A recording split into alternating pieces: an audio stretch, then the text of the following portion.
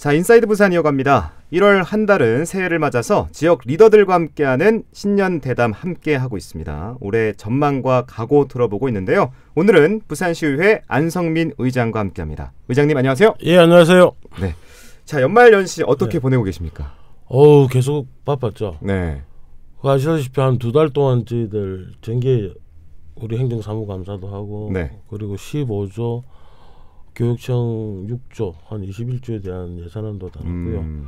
그리고 이제 잠깐 짬을 내하고 저희들하고 이제 5도시 교류를 하고 있는 네. 베트남 호치민도 2박 4일 만에 갔다 오고 네. 그리고 갔다 오자마자 또 대통령하고 또 오찬이 있어가지고 가서 우리 지방이 갖고 있는 문제점 그리고 그 현안에 대해서는 시원하게 뭐 적극적으로 도와주시겠다. 네. 특히 산업은행 관련해서는 저도 깜짝 놀랐어요. 상당한 의지가 있더라고요. 의지를 갖고 계십니까? 예. 네. 저희들이 준비를 하지 않으면은 오히려 이게 주객이 전도될 수도 있겠다. 그래서 주도를 하는 것 자체가 그렇죠. 네. 그래서 그 확인한 것만 하더라도 상당한 한 올 연말을 잘 보내지 않았나. 그리고 뭐 새해는 다 아시다시피 뭐 신년 인사에 각종 행사에 참석한다고 계속 바쁜 일정을 지금 보내고 있습니다. 네.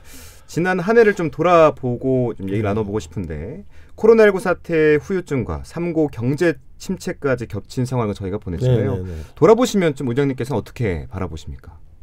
우리 국민들이 다들 힘든 시기였고 특히 부산 시민들이 많이 힘들었다고 생각합니다.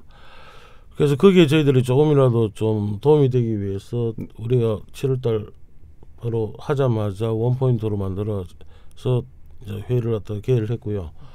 무엇보다도 민생에 초점을 맞춰가지고 저희들 나름대로는 네. 열심히 한다고 했는데 우리 시민들 생각에는 어떨는지 상당히 궁금합니다. 네, 뭐 원포인트 관련된 내용은 네. 좀 차후에 이제 질문해 드리고요. 네. 지방선거에서 압도적으로 승리했잖아요. 그렇죠. 의회 권력 교체를 이뤄내면서 더불어민주당이 주도하던 시의회가 네. 국민의힘으로 대거 물갈이 됐습니다. 의장님께서 보시기에 의회 분위기 좀 어땠습니까? 일단은 저희들이 원칙을 갖춘다는데 최선을 다했고요. 원칙. 예. 네. 그래서 그거는 원칙에 따라하고 저희들이 그 의회를 갖다 운영했기 때문에 아마 역대 수치를 봐도 아마 충분하게 아마 성과가 상당했다는 거는 알 수 있을 겁니다. 네. 뭐 비근한 예로 우리 조례 발의 건수만 하더라도 네. 뭐 7대 때 15건, 8대 때 더불어민주당이 이제 주도를 했을 때 그때가 31건. 이제 저희들 9대 때 지금 45건이단 말이에요. 그뿐만 아니고 우리 의원연구단체만 하더라도 네. 8대 때는 4곳 그리고 저희들은 지금 10개의 의원연구단체가 구성이 될 정도로 지금 활발한 의정 활동을 지금 하고 있습니다. 네, 수치로 보니까 확실히 조금 더 활발한 의정 활동을 할 수 네. 했었다라고 판단할 수 있네요. 자, 9대 부산시의회 지난해 7월 출범했는데 네. 첫 해 활동에 대해서 평가하신다면 의장님께서 어떻게 평가할 수 있을까요? 만약에 점수로 따진다면 한 85점? 85점. 네. 상. 이제 그게 저희들 예전에 그 학교 다닐 때 상을 기준으로 한다 그러면 한 네. 우등상 정도. 우등상 정도. 예. 그래도 잘 해왔다. 그렇죠. 무난하게 원 구성부터 시작해가지고 마지막까지. 심지어는 저희들이 최대 타켓으로 맞추었던 민생을 위해 가지고 네. 행결과 이제 부산시하고 BNK 부산은행 그룹하고 3개년에 걸쳐 가지고 무려 7조 3천억을 민생을 위해서 7조 3천억이요. 민생 회복 동행 프로그램을 위해 가지고 네네. 7조 3천억을 갖다가 지원 프로그램을 저희들이 체결했고요. 그 별도로 이제 부산시 의회와 네. 그리고 BNK 부산은행 그룹이 또 민생 특히 중소상공인들을 위해서 한 500억 정도의 지원 프로그램도 마련한 거는 대단한 성과라고 그렇네요. 생각합니다. 네. 7조 3천억 네. 원은 상당한데요. 엄청난 돈이죠. 네. 그래서 그 부분에 있어서 사실 부산은행의 우리 안감찬 행장님이나 이런 분들에 대해서 상당히 지금 이 자리를 빌어서 감사의 말을 전하고 싶습니다. 네. 자, 내년에는 90점 이상이라고 말씀해 주시기를 기대해 보겠습니다. 계속 이제 올라갈 거니까요. 노력을 해야 네, 알겠습니다. 자, 85점이라고 이제 평가를 해주셨고 의회의 성과 중에서 시민들이 좀 체감할 수 있는 변화, 또 시민들이 좀 이목을 끌만한 중요한 사안이 있다면 어떤 점들이 있을까요? 결국은 방금 제가 말씀드렸던 민생에 대한 부분은 이제 그런 부분들이 네. 있고요. 가장 큰 성과 중에 하나는 결국 이제 불경이 이제 첫 스타트와 동시에 자초 위기에 빠졌는데 그걸 이제 부산, 경남, 울산 의회가 앞장서 가지고 불경 합동 워크숍을 했다는 거예요. 네. 특히 울산 같은 경우는 한 명의 의원이 빠지지도 않고 다 모여가지고 한 자리에 모여서 불경, 결국은 이 수도권이라는 거대한 공룡에 대비할 수 있는 연합체, 네. 거기에 대해서 시동을 걸었다는 것은 무엇보다 큰 의미가 있다고 생각합니다. 그 질문을 드리려고 했는데 네네. 어떤 얘기들이 좀 오갔습니까? 워크숍에서. 결국은 그거죠. 제가 처음에 울산 의회를 방문해가지고 울산 의장한테 제안한 것뿐만 아니고, 네. 그리고 경남 역시 이 부산이나 울산은 결국은 경남에서 다 나온 한 뿌리거든요. 네. 저희들이 82년도까지 경남도청이 부산에 있었고, 그래서 똑같은 형제들이 흩어지니까 제대로 경쟁력이 없었잖아요. 자, 그러면 이제는 좀 합치자. 이게 사실 불경만의 문제가 아닌 결국 대한민국을 살리기 위한 이 방법이단 말이에요. 그렇죠. 전 세계적으로 봤을 때 하나의 경제권 가지고 유지가 되는 나라치고 선진국 제도에 오랫동안 버틴 나라들이 없습니다. 그래서 요즘 계속 나오는 말들이 지방분권인데, 네. 얼만큼 지방분권이 잘 되느냐에 따라 가지고 대한민국이, 그리고 한 나라가 선진국 반열에 오르냐 안 오르냐의 큰 그 시발점이 되기 때문에, 네. 사실 대한민국을 위해서 불경이 합치는 거지, 불경의 무슨 그 님비 현상 비슷한 걸 가지고 하는 건 아니다. 그래서 그 부분들을 중앙정부나 수도권에서도 좀 알아줬으면 네. 하는 바람입니다. 그 불경 특별연합이 사실상 이제 무산된 상황에서 그렇죠. 예. 세계 시도지사들이 경제동맹으로 추진하겠다 이렇게 네, 밝혔는데 네. 이마저도 좀 갈 길이 멀어 보인다는 평가가 많거든요. 그렇죠. 예. 의장님께서는 어떻게 좀 평가하세요? 그런데 사실 불경을 인위적으로 한다는 것 자체부터가 저는 잘못됐다고 보고요. 네. 결국은 서로가 필요성이 해가지고 사실 시민들이나 도민들이 앞장서 가지고 불경을 연합해보자는 말이 나야 되는데, 네. 사실 불경연합이라는 것이 그렇지 않았잖아요. 그 일종의 그 뭐 정치권에서 먼저 주도를 해가지고 하다 보니까 이러다 보면 자꾸 이 정치적인 이해득실을 너무 따지는 것 같아요. 그래서 우리 그 상계시도 시민들이나 도민들 상대로 했을 때 불경을 합치자는 여론은, 찬성 여론은 무려 86.4%인데 결국 그게 무산이 됐단 말이에요. 네. 그래서 저희들이 바라는 거는 이게 어떤 형태를 취하든 수도권과 상응하는 공동체를 만들자는 데 대해서는 서로 전부 다 공감하는 것 같아요. 그래서 그건 단지 형식에 대한 문제지, 네. 다른 부분에 대해서는 뭐 크게 의미가 다르지 않다. 근데 하지만 저희들은 의회이기 때문에 모든 거는 절차가 필요하고, 그렇죠. 이게 따라야 됩니다. 네. 그래서 절차에 어긋난 부분이 있다 그러면은 저희들은 바를 수밖에 없는 거죠. 그래서 그런 면에서 지난번에 울산 경남은 그 불경 그 규약에 대한 폐지권을 통과시켰지만, 네. 저희들은 이제 소관 상임인 행정문화 의견을 갖다가 구해가지고 뭐 이제 이를 임시했대. 네. 이제 그 부분을 어떻게 할지는 저도 어떻게 판단할 수는 없죠. 예. 그게 바로 또 다음 질문이었어요. 그 불경 특별연합 해산을 위해서는 그 특별연합 폐지 규약을, 그렇죠. 예. 불경 시의회 이제 모두 통과해야 하는데, 그렇죠. 예. 울산과 경남은 통과를 시켰단 예. 말이죠. 부산시의회가 특별연합 폐지 심사를 보류하면서 부산시의회 입장만 좀 남은 상황이잖아요. 그렇죠. 지금. 예. 앞으로 좀 어떻게 좀 전개될까요? 그래서 뭐 알 수는 그거는 없겠지만. 저 상임위 의원님들이 어떠한 토론을 거쳐가지고 결론을 도출할 줄은 모르겠지만, 네.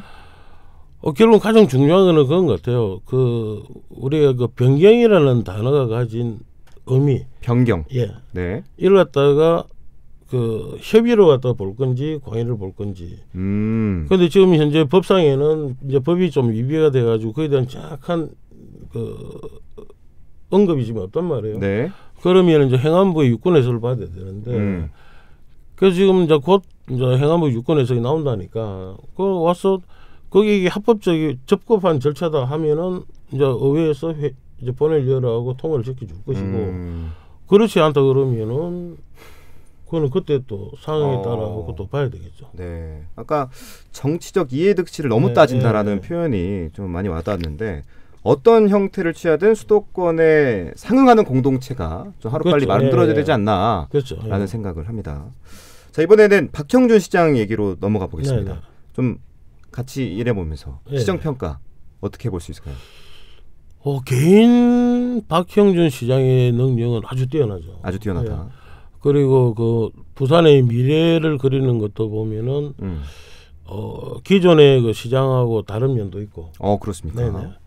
근데 단지 좀 이제 아쉬운 부분은 뭐냐 그러면은 이제 오거돈 시장 체제를 거치면서 이제 부산시 그 조직이 너무 좀 탄력성이 없다. 그리고 유연성도 없고 그러다 보니까 이 일하는 조직이 아닌 자꾸 눈치 보는 이 조직이 되어버렸다는 것이 너무 개인적으로는 이제 안타깝죠. 네. 그래서 과연 이제 박형준 시장이 과연 그 문제를 어떻게 푸느냐에 따라 가지고 향후 이제 부산 시정의 방향이라든지 부산시 발전을 과연 앞당길 수 있는지 없는지도 이게 나타나지 않을까.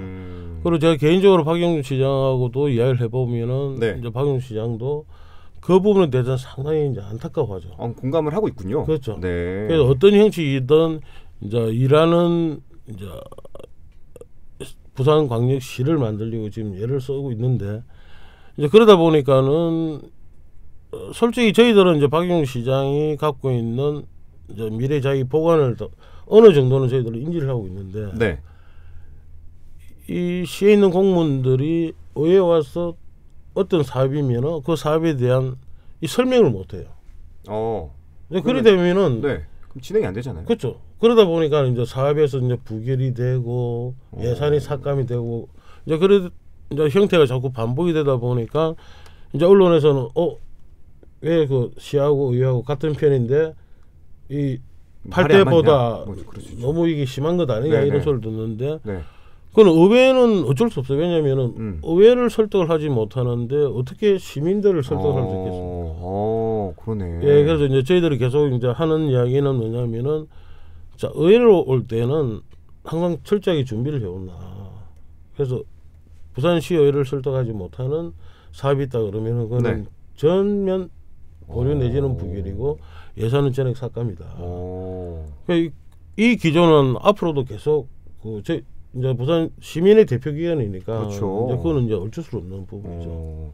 자, 원래는 이제 국민의힘 소속 의원이 절대 다수인 시의회가 같은 당 박형준 부산시장이 이끄는 부산시를 뭐 제대로 견제할 수 있겠냐 이런 평가가 원래 많았단 말이에요.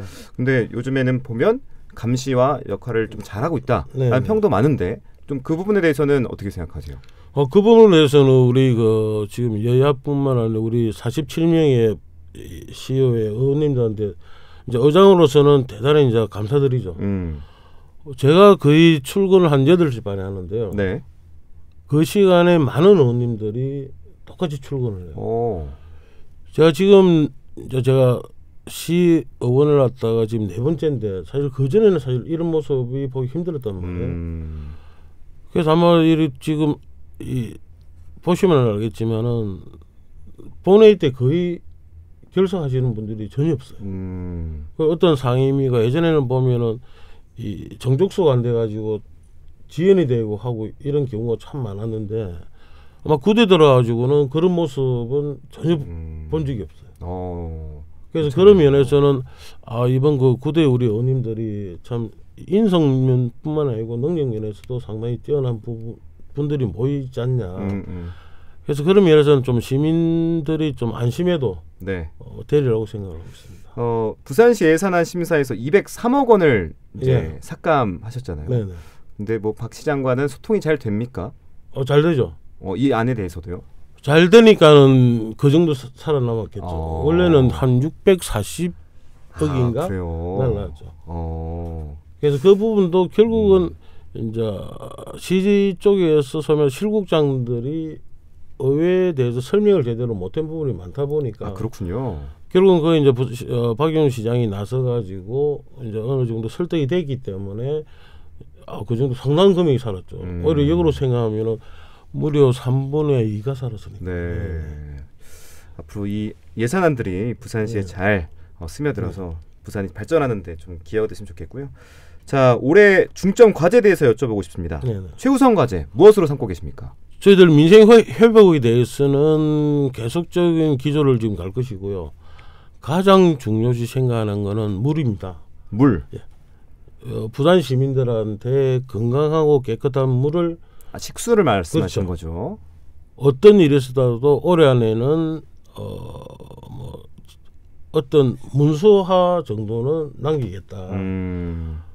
그게 가장 첫 번째고요. 네. 두 번째는 결국은 또 하나 이제 원전에 대한 안전성을 시의회가 앞장서 가지고 검토를 하겠다는 겁니다. 그리고 이제 세 번째는 이제 산업은행. 산업은행을 유치를 통해 가지고 결국 부산의 미래 먹거리인 물류, 항만 그리고 금융 이 세 개가 이 중점이 되는 미래 부산시를 만들겠다는 겁니다. 네. 그리고 네 번째는 거기에 필요한 인재를 키우겠다는 거죠. 인재 육성. 금융 같으면은 아주 유능한 펀드 매니저를 키울 수 있는 특수한 목적을 가진 고등학교를 유치한다든지 그리고 각 지방 대학에 제가 방금 이야기해드렸던 금융 그리고 물류 그리고 해양 이쪽에 관련된 그 특화를 시키겠다는 겁니다. 네. 우리가 작년에 연매출 1조짜리 기업 2개가 떠났단 말이에요. 떠났을 때도 항상 하는 이야기가 부산에는 인재가 없다. 그렇죠. 그리고 우리가 지금 대기업을 유치를 하려고 해도 들려온 소리는 똑같아요. 부산에는 인재가 없다. 그러면은 우리가 답은지 말고 있잖아요. 네. 그러면은 지금은 인재를 키워야 되죠. 그렇죠. 그럼 인재를 키우되 그냥 아무런 의미 없이 키우는 것이 아닌 부산시의 미래 전략에 맞춘 그런 인재를 키우겠다는 거죠. 그래서 거기서 생각해낸 것은 역시 부산은 바다를 떠날 수는 없으니까는 결국은 항만 그리고 물류 그리고 그 다음이 금융. 네. 아까 언급해 주신 게 물, 원전, 산업은행, 네. 인재 육성. 이게 이제 항만과 물류와 그렇죠. 금융까지 연계돼서 우리 부산 미래의 먹거리가 더 다양해지기를 저도 함께 응원하겠습니다. 자, 이제 마지막 질문인데요. 끝으로 시민분들께 한 말씀 올려주시죠. 작년 하였던 우리 시민들께서 많은 사랑을 주셔가지고 아마 무난하게 한 해라도 보낸 것 같습니다. 올해도 저희 부산광역시 의회를 믿어주신다면은 시민들이 지금 급하게 도움을 요청하는 부분에 대해서 저희들이 앞장서가지고 반드시 이뤄내도록 하겠습니다. 네. 시민 여러분, 저희들 한 번 더 믿어주시면은 여러분의 기대에 어긋나지 않는 부산광역시 의회가 되도록 하겠습니다. 네. 대단히 고맙습니다. 앞장서서 이뤄내겠다라는 표현, 또 한 번만 더 믿어달라라는 표현이 시민분들에게 잘 전달되기를 함께 응원하겠습니다. 자, 오늘 인사이드 부산시의회 안성민 의장과 함께했습니다. 의장님 오늘 말씀 고맙습니다. 예, 감사합니다.